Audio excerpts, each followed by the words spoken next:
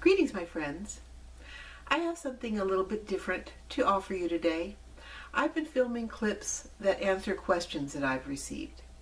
And, it can be about products, it can be about projects themselves, but along the way I get really good questions from YouTube and from Facebook, both on public forums and private messages. And, I try to answer those. I do it for a couple hours every night.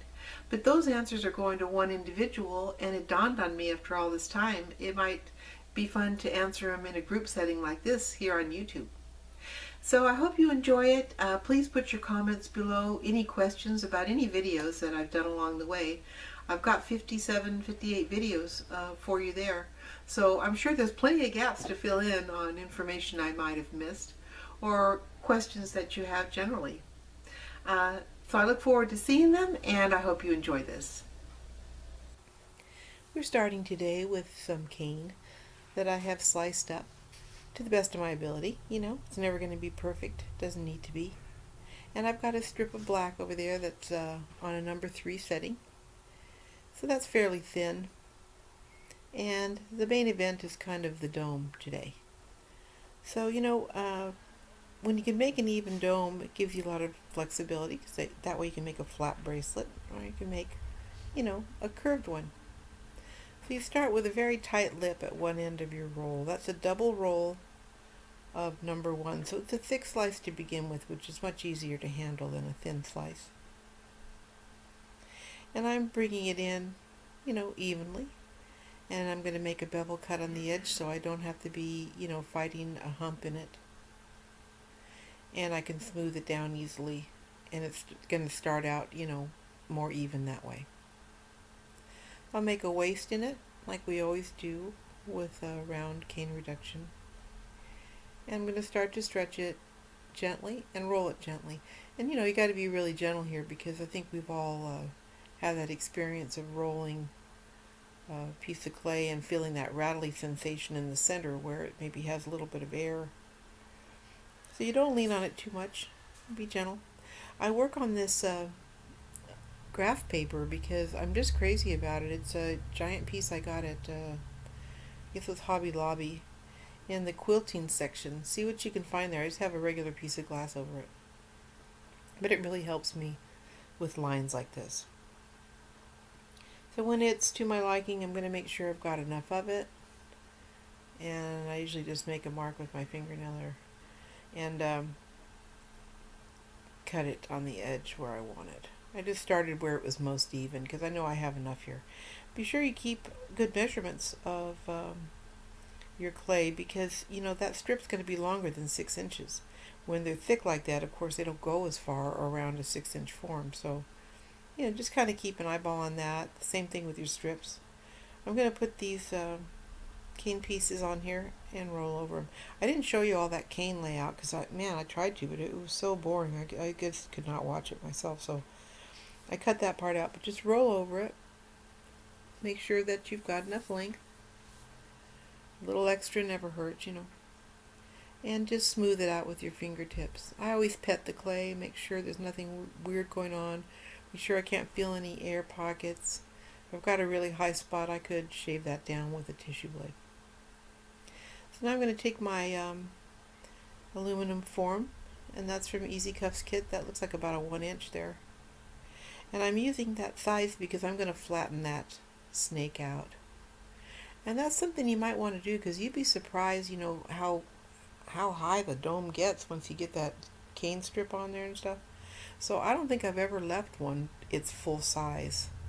I lay them out on something a little bit bigger, and then I start to work them down at the edges, and it kind of just gives them a gracefulness that I really like. And you'll see when you're holding it, I've done different things. One time I made a point in the center, kind of a spaceship, shape.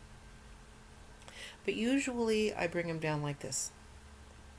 And then I know that they're nice and graceful and not too high. I'm going to measure another time, because see, we've changed it every time we've worked with it. Every time you're squeezing it down, you're changing it a little bit. So I'm going to make sure I've got enough, and I'm going to make some nice even cuts on my edges.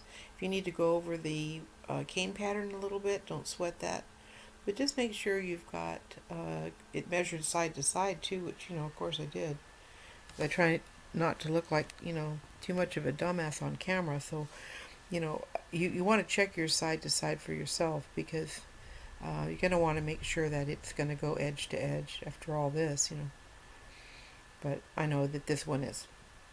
So I'm cutting it, and I'm going to cut off the edges as well, the very ends. Start out with stuff, the less cutting you have to do once it's on there, better.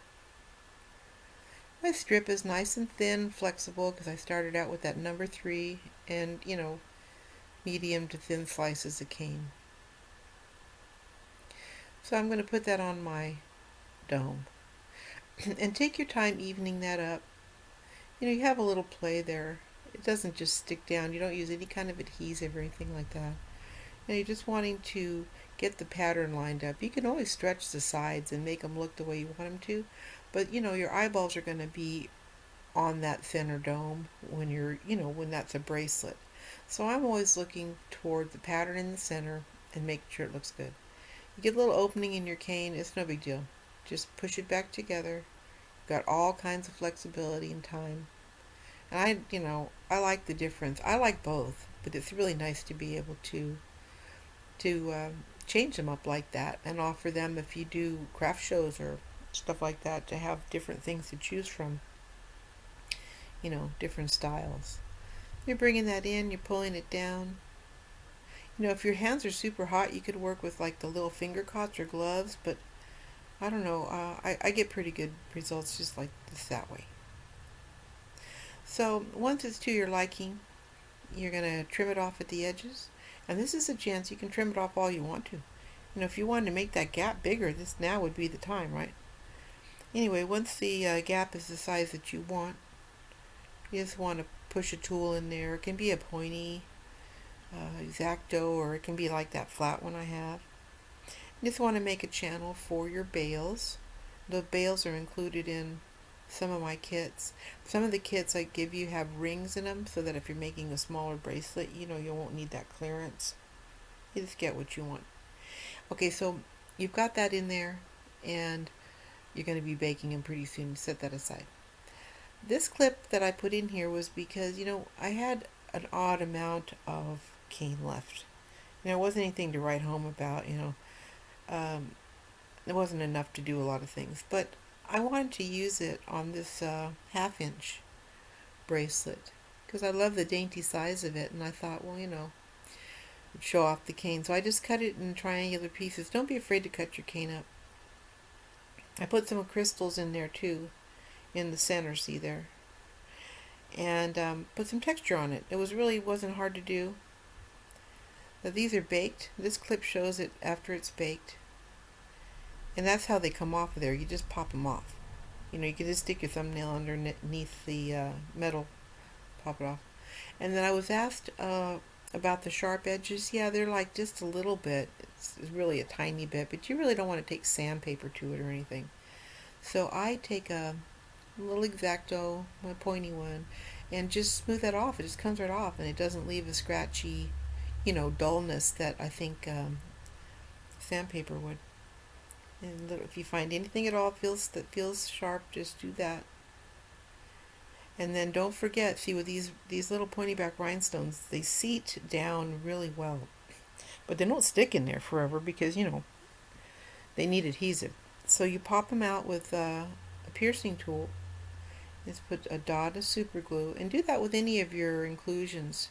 If you want them to stay put, you can use little metal ones and all kinds of stuff like that. And then you just pop your pointy back rhinestones back down into the holes and just seat them down, make sure they've got a good bond, and they are strong. They're not going anywhere. So, I hope you enjoy that. You make some bracelets, put in some enhancements. There's a bazillion to make. So drop me a note below in the comments. Come see me at tinypandora.com. There's a link there. And I just welcome your input. It makes all the difference to me to have that communication back and forth. I'll see you next time. Bye-bye.